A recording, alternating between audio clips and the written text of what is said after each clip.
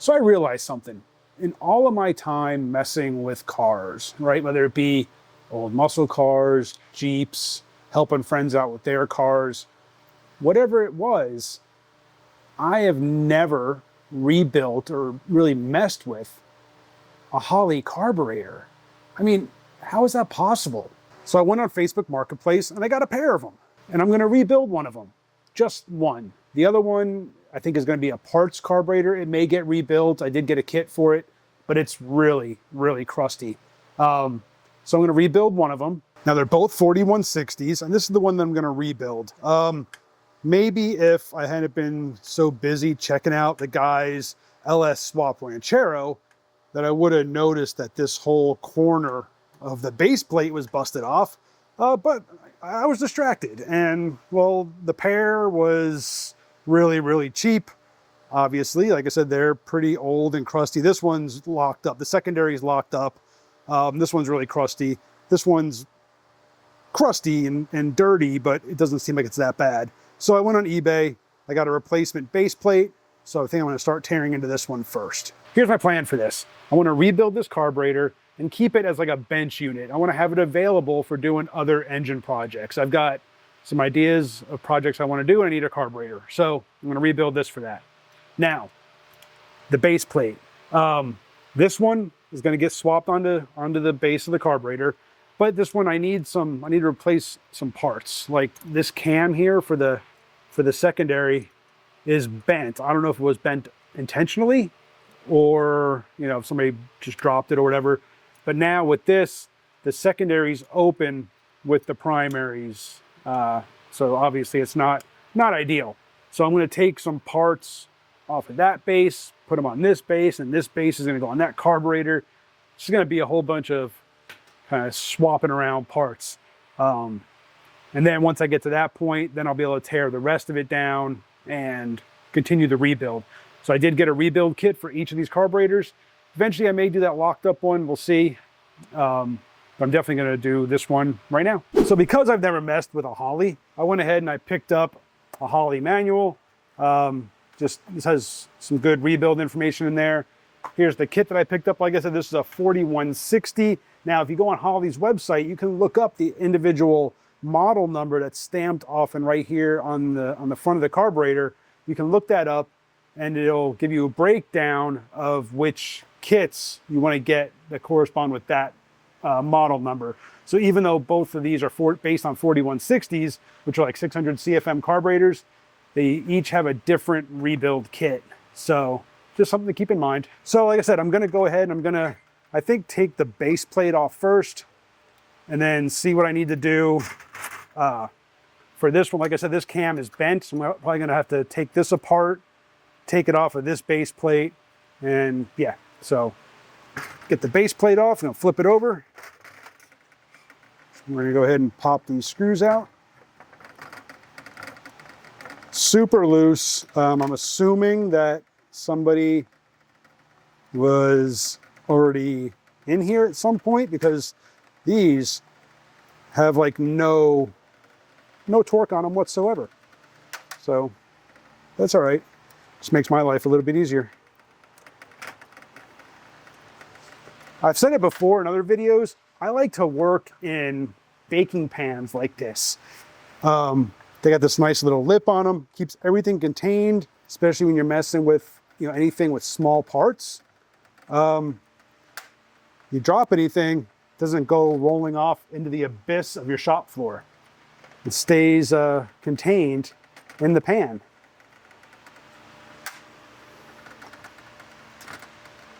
There we go. Base plate is off. We can get this up out of the way for now. Come back to that later. I'm going to mess with, like I said, just the base. So that cam's in really good shape. So in order to get that off, I need to pop this screw out. This screw off this side. I really want to try to keep everything contained like that. I need to compare that to this one, which is straight. This one's bent. So again, I'll reuse this one. So like I said, mixing and matching parts, getting the best from both. All right, so we got that out. I need to get this clip out.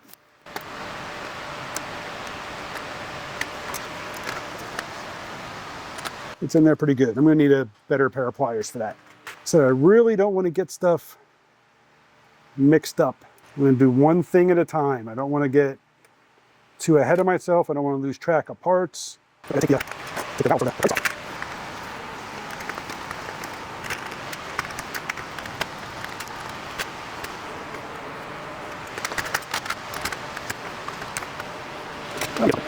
Little like plastic bushings, seals almost on there. All right, so that goes there. Now we take this one apart, same way. All right, so I got the shaft all disassembled. These are like brass screws, and I had to drill out a few of them off of the other one that was in here, but I wasn't planning on reusing it anyway. So the kit came with these new plastic little bushings or seals to go around the shaft. So now I can put this all back together.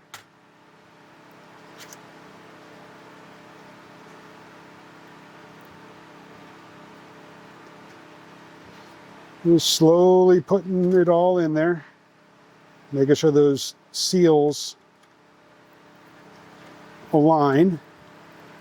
Get the closed ends together so they slide through.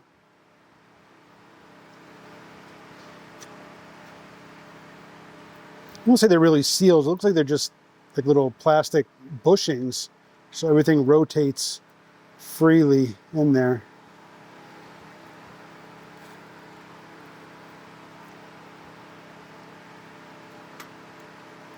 And just take your time. Make sure everything is aligned the way it needs to be. See, like that one started to slip. That one came off. But get in there.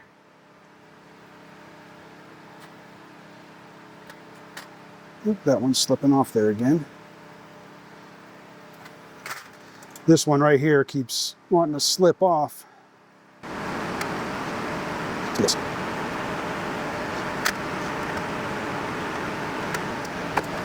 That's not good. Put that around on there.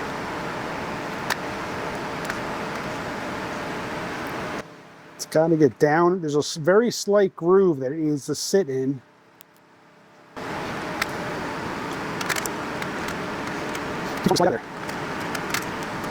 All right, that was a bit of a pain, but eventually got it all torn down, put back together, and then I took the old base and pretty much stripped everything off of it and kept all the little spare parts. That way I have extras now should I need them. This is junk. So with that done, I can clean this up and set it aside before I start with the main body. So I got the base semi cleaned up, and then I've got the main body back on the base just so I can utilize my stand here. It's just temporarily fully back together. But now I'm going to start by removing the front bowl. Look at the needle and seat in there, look at the float, and then we'll keep going from there. But yeah, I'm going to start with the front bowl. All right, to get the front bowl off, it's just a some 5/16 bolts in the front. Now, often these there's a little seal, little gasket right behind the back side on the back of these bolts, and they tend to wear out and not seal again once you get it back together. So I ordered some separate ones. Where are they? I've got them around here somewhere. I think they're in the book. There's these here. These are the nylon washers for these bolts. Since these, like I said, once you take them out, they tend not to seal. So I'm gonna go ahead and replace those. But with the moving loose,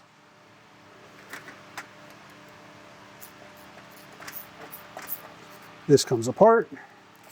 And then on the, this would be the driver's side of the carburetor, this is the crossover tube. So this will go from the front bowl to the rear bowl. These will get replaced also, these little rubber gaskets at the end. Once they tend to swell once they get fuel on them, And then once you take them out, they also tend not to seal real well, so these will get replaced also. And now we are in to the main bowl, or the front bowl. You got the float, but the needle and seat is up in there. Now, this one, perfect opportunity to show this. So this is how you adjust the float level on these carburetors. You can adjust that seat level. You back this screw out, and you back the nut, and then you can adjust so that this float pretty much sits right where you want it in the bowl, providing the right amount of pressure, fuel pressure to the carburetor. But, it's actually, so the needle and seat, so let me see if I can show this.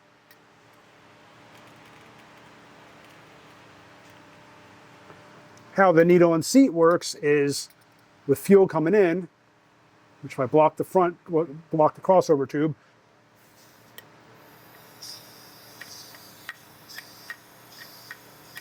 you hear that?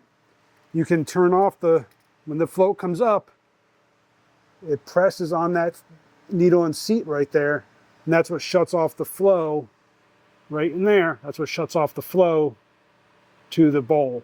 So you see people doing like carburetor rebuilds and will it run type things. You see them banging on the carburetor. That's to get that, a lot of times that needle and seat will get stuck and fuel won't enter the bowl. So they bang on it right about where that seat, where the needle and seat is, get it unstuck so that fuel can flow. Just something to show you. But with that apart, with that off, we can get into the rest of the main body here. All right, so with the bowl off, the kit comes with new needle and seats for the bowls. I'm going to replace those. So to get to that, like I said, this unscrews here. And then this nut unscrews. And the needle and seat unscrews.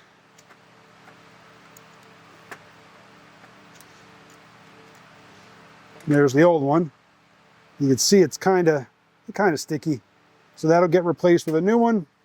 While I'm in here, I'm going to go ahead and remove the accelerator pump. That's on the bottom here. The kit comes with a new accelerator pump diaphragm, so that'll get installed. The way I'm trying to do this is I'm going to work on one section at a time. So I'm going to work on the front bowl. I'm going to get it completely done. And then I'll work on like the rear bowl, get that one completely done. Since I don't know a whole lot about these Holley carbs, I don't want to get into it too deep and have too many things taken apart all at once. I'd rather work on one little section at a time, get it completely done, then I can set it aside and move on to the next section. All right, so now we have access to the accelerator pump, which is right there. And there's also, there's a spring, and then there's this little flapper here. Kit comes with a new one of these. So I'm going to go ahead and replace this also. We'll pull that out. The new one right here. So all those will get installed. I'm going to pull the float out so that I can clean the whole thing. I'm going to keep all these parts separate. He's got a little C-clip or a little E-clip here or whatever. Let me grab a pick to get that out. It's tiny.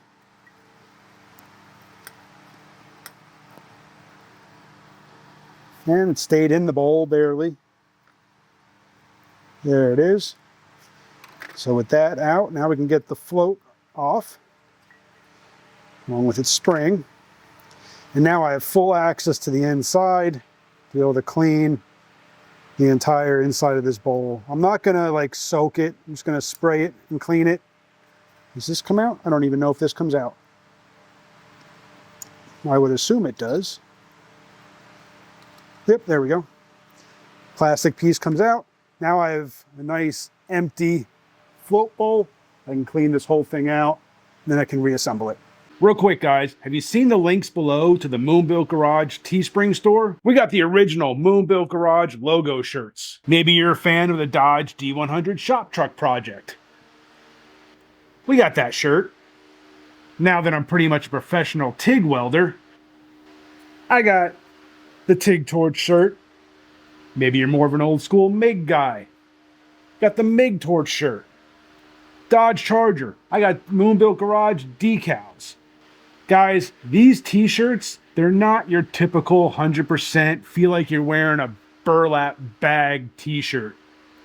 These things are next level tri-blend, literally next level, lightweight, super soft and comfortable t-shirts, guys. So check out the links below to the MoonBuilt Garage Teespring store. And as always, I appreciate each and every one of you for your continued support. All right, I've got the front bowl all completely reassembled. Just reverse order of how everything came out. There's the old needle and seat, the old accelerator, and gaskets for the float adjustment, and then for the float level check thing on the side. So with this all done, I've got the float adjusted to, I think, where it turns off right at the level of the fuel check port on the side. I wish this was like an old sight glass one, but unfortunately it's not. But I've got it adjusted. Obviously you won't do final adjustments until it's on the car, but to adjust it, all you would do is you would loosen this screw up here. Then you adjust this nut, which turns that needle and seat up and pushes it up or lets it raise up, pushes it down or lets it raise up. And that's how you would adjust the fuel level in the bowl. And then you lock it in place with that top screw. So the front bowl is done. I can now do the rear bowl. Now the rear bowl is exactly the same, except it doesn't have an accelerator pump. So I'm just gonna go ahead and get that taken care of. One thing I forgot on the front bowl is the fuel inlet tube can come off. There's a little filter right here. This one is clean. This is just, I'm gonna wipe this down. There's a couple of gaskets there, little washers, whatever, that can be replaced. But yeah, you can clock this fuel inlet however you want, just by basically tightening that down. It's an 11/16 wrench. You can, if you want this to sit more off of like the front of the bowl, you could have your fuel come in that way, from the top, down below, however you want it. You can clock that however you want. But I'm gonna clean this up real quick. Like I said, the filter's clean. I'm just gonna clean up inside here, get all this old, looks like a little bit of, just like a rust residue on there, really. It's really nothing. But I'm gonna clean those up and get it back together. And then we can turn the attention to the main body. All right, with the front and rear float bowls done, we can now take off the metering block. Now, this is a 4160. It's not a double pumper, so it only has the one metering block. May need to get in here with a screwdriver and just kind of, that was easier than I thought it was going to be. But that comes off. Here's your power valve. And then I need to remove this gasket. See if I can get it all off in one piece without leaving any residue behind on the metering block. Don't want to destroy it because I need to match up the gaskets in the kit to this one to make sure that I'm getting the right one installed. There we go. There's the old gasket. So there's the power valve. Now the kit does come with a new power valve, same value, the 6.5 and 1992. Oh, these are different part numbers. It's a 6.5, but they have different other numbers on them. So hopefully this is going to be fine. Well, the feeling though, yep. Let's see if we can get this thing out of here. Not tight at all. This thing looks like it's relatively in good shape. I mean, it's a little, I said surface residue on there, but guessing it's all working fine. But I'm going to replace it anyway. This does have a little bit of residue behind here, so I'm going to clean this up. I'm going to spend some time just kind of punching these out and cleaning this thing up. All right, I got everything cleaned up. I removed the two jets, the two idle mixture screws. Now I got to replace these little cork gaskets that are on those there. The kit comes with new ones for those. These are your idle mixture screws. And these go in the side of your metering valve. And I run these back in. Get those in, then we'll set them to, so there's out. So I'm going to go 1/2 full, 1.5 turns out. And same with the other side. Oop, cork gasket fell off. Run this back in. Like I say, you don't want to torque this thing down. You don't want to damage it. So right there, snug. That's in all the way. So we're going to come out 1/2, 1.5 turns. All right, and then for the jets, run the jets back in.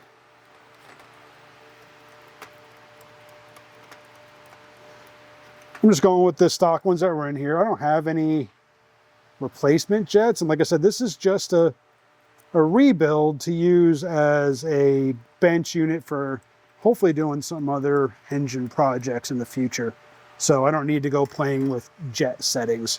All right, so that's all in. New power valve with a new gasket. That goes in over here.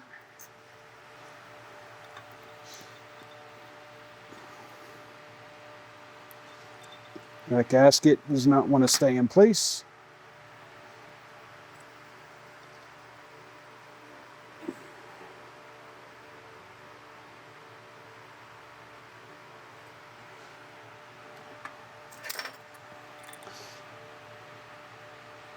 Tighten that down. Now we can go to replacing the gaskets. So here are the ones that came off here. So luckily this kit only comes with one for this side. It's not rounded like this one is, but it only comes with the one. So this will go right back on.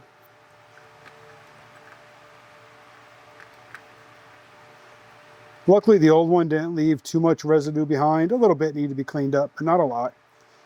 And then for the other side, we need to match up this one to one of the ones in the kit. So the kit comes with 3. So that's that one. It's probably that one there. Take a look. Line up all the holes. And everything lines up. So that's the new one. Oh, maybe not. Oh, wait, hang on.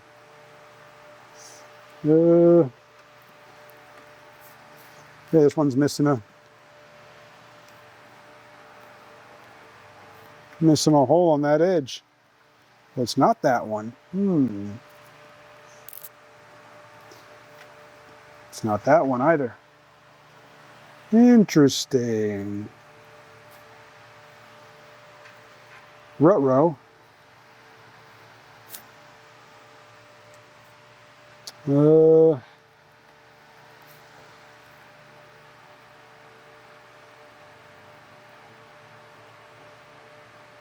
So yeah. I'm gonna have to. This kit doesn't have the one that I need.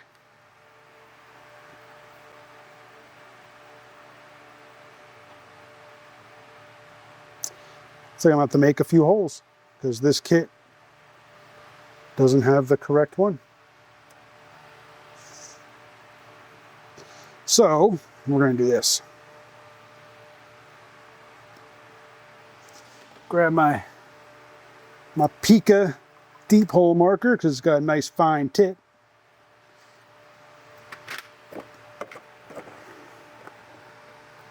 And we're gonna lay out. Looks like there's 3 holes that need to get made.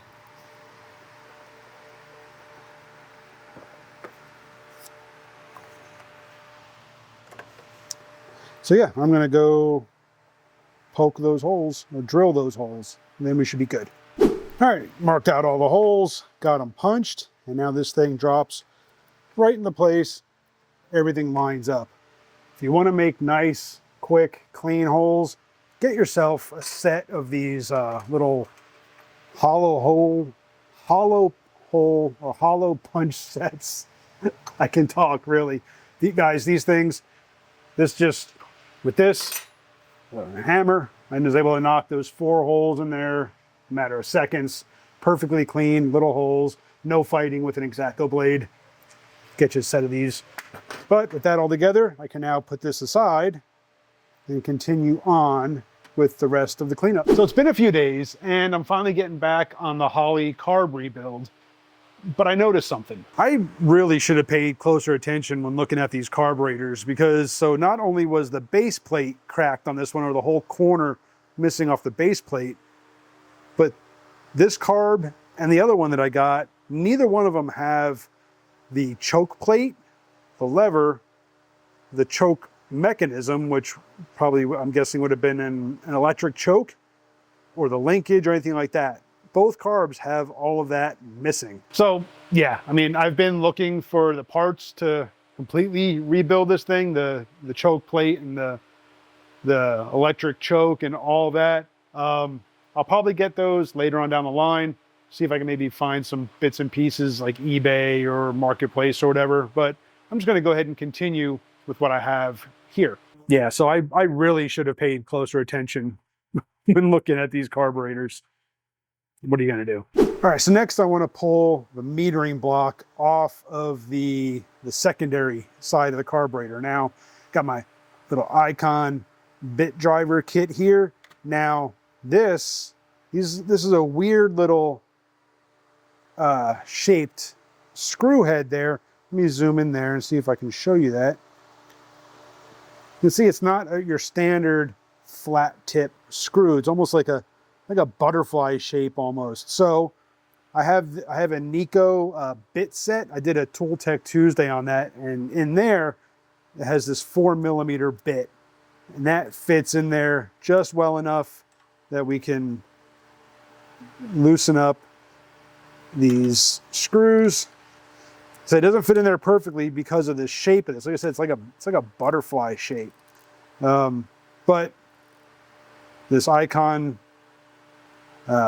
bit set with a 4mm flat tip bit from that Nico bit set will make quick work of those screws. So I'm going to get those backed out, and we'll get this gasket off there, and we'll clean all that up. Once that secondary metering block was off, that gasket was no fun. Took a little acetone, kind of soak it with acetone before it would kind of peel off, and then it came off in just like pieces. This thing was on there very well, but once I got it on, or once I got it off, cleaned it easily enough with some of the Berryman's, sprayed it down, took a Scotch-Brite pad to it, and that cleaned up real nice. So next we're gonna get the vacuum diaphragm off, and yeah, we'll just keep going.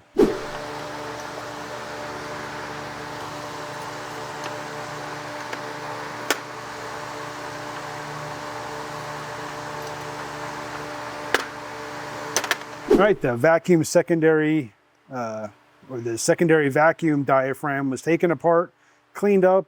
The diaphragm itself seems like it's in really good condition.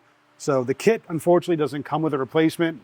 You have to order that separate, but this one seems to be in really good condition, so I'm not going to take that apart, or I'm not going to replace that. I already took it apart, cleaned the whole thing up. Seems like it's in good working order.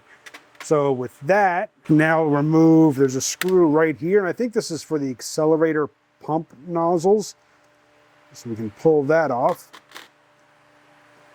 And you can see there are a couple little nozzles right there. Maybe that'll come into focus. But that's off. I'll probably punch those out. Just spray them out. Make sure they're clear. Yeah, just run a little wire through there. Just clean them out once I find the right size. Now we could probably turn this thing over and start taking the main body apart. So I just found out you got to be careful. I went to turn this thing over and this fell out. This is the pump discharge needle, and it lives right underneath apparently the pump discharge nozzle. So yeah, I heard this hit my pan again. So I like to work in one of these pans. I heard this hit. I was like, what was that? I put everything back down and I found the pump discharge needle. So again, be careful. Also, there are a couple of washers or gaskets on the pump discharge nozzle. There's one right here and there's one under the head of the screw that holds it in place. So just be mindful of that. Be very careful. Keep track of your parts, guys. Now we can turn this thing over, I think. So just going to set that there. Now I can take the screws out and take the base plate that I just installed. I can take this off again. And this will give us access to the rest of the main body. All right, so with everything, I guess basically fully disassembled, you can really concentrate on cleaning up the main body, the base plate. You could even go so far as to take all of this stuff off. I'll probably just soak it. I'm probably not going to take all the linkages off and everything like that. But what I did find on the main body right here, now this is where the electric choke would go, the choke mechanism. This hole right here, somebody had siliconed in like a little self-tapping screw. It was just sitting in there. So I had to break the silicone loose, that came out. So I'll have to clean that up. Like I said, once I figure out what I'm going to do about a choke, then it'll probably, I think it screws into these 3 ports here, I believe. So there's also the gasket right here that goes between the main body and the base plate. So this is going to have to come off. This whole surface will have to get cleaned up. This one is on here pretty good. So I'll probably have to break out the acetone again and just soak this gasket down in acetone. Give that some time to work to kind of free that thing up. But yeah, this would be the time to really get this cleaned up. Probably get everything soaking in a good cleaner. And yeah, then once this is all cleaned up, we'll be ready for reassembly. So here's a perfect example of why it's a good idea to pick you up a manual for projects like this. I was starting my reassembly and I was putting the secondary metering block back together. So what it normally is this gasket goes up against the carburetor body. And then you got your metering block.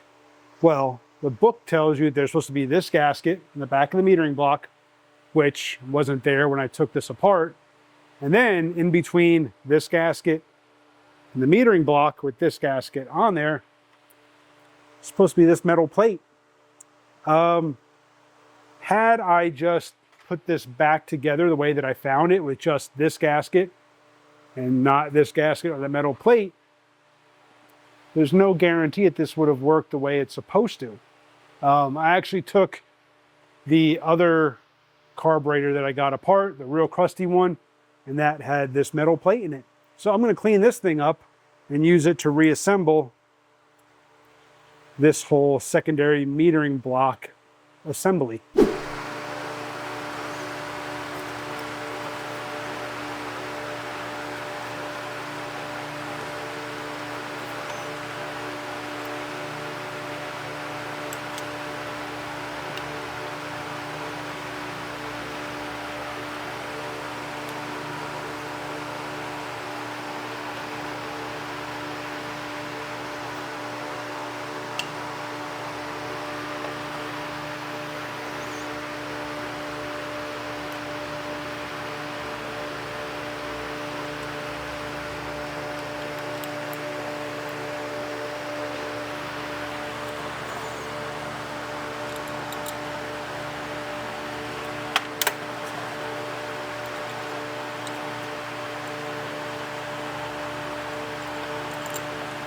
When it comes to reassembling these Holley carburetors, everyone suggests that you get these nylon bowl screw gaskets, because the gasket that are on these bolts that go through the float bowl and hold it to the carburetor body, these normally have like a gasket on it that deteriorates over time.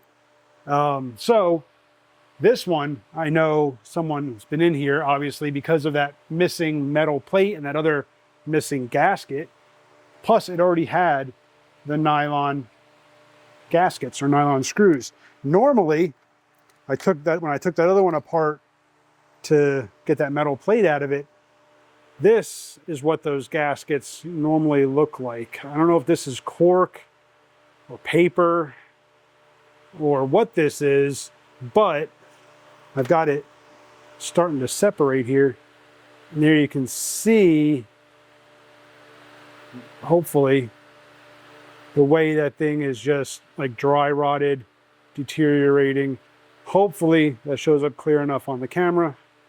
So that's why you replace these gaskets both on the front bowl and the rear bowl with those nylon gaskets or nylon washers, basically.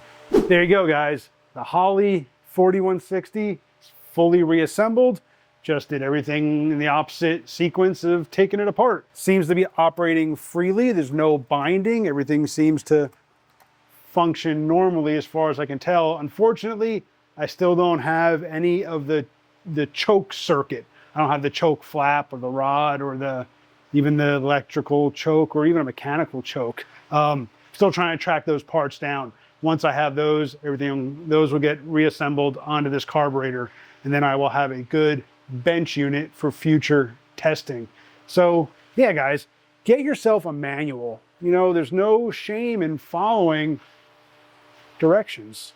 Get yourself a good quality set of instructions, read up on it a little bit, keep track of your parts, and just go for it. You know, and get yourself a good quality rebuild kit, and then just go for it. What's the worst that's gonna happen? You're gonna screw something up and it's not gonna work right, so you tear it apart, figure out what you did wrong, and do it again. It's a learning experience, guys. It's all part of the hobby. It's all part of hot rodding. Appreciate you guys for watching. Hit that subscribe, hit the bell, and I'll see you on the next one.